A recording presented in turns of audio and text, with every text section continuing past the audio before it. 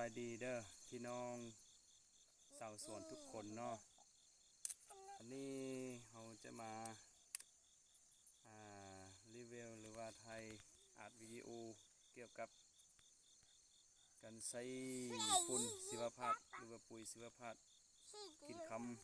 ำสามารถช่วยได้เราลดต้นทุนลงทุนน้อยแต่ได้รับผลกำไรและมาผลหลายโดยเฉพาะมันเศร้าส่วนที่ว่าเฮ็ดส่วนมันต้นเนาะนี่เบิ่งเด้ออันนี้หักเมดซื่อๆมันยาวได้แล้วก็เต็มเลย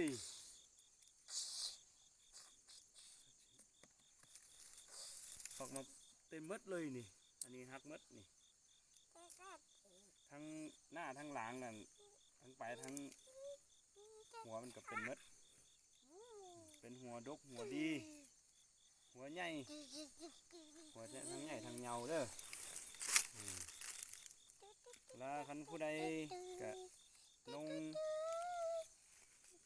ปุ๋ยไปหลายชนิดแล้วยังไม่ได้รับผลดีนี่ขอให้เปิดอกเปิดใจมาใส่ปุ๋ยอะมิโนกินคำที่เฮาทุกมื้อนี่แหละเฮาใส่อยู่นี่ถือว่าได้รับผลอยู่100%อันนี้ก็ขออนุญาตแล้วเว้าเป็นภาษามุ่งเต็มอีกให้เจ้าอีจ่องกึตีนี่สิกึตีนึกจ้าพงยืนนั่งโทรศัพท์วันนี้ตาต่อสาสีเทียฉีจะรอโจกอ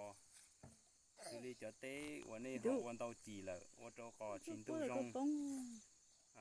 là còn tu chỉ lo chín tế họ lư lư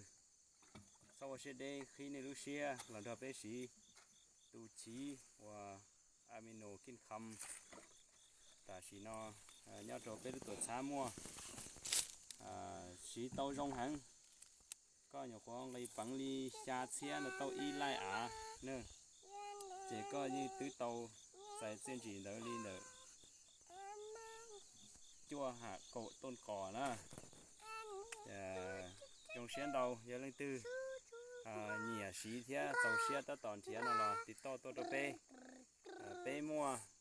เจ้าเนี่ยโซลูเชอร์ซาโตโซลูสังเตานะหัวชนเราชี้จีด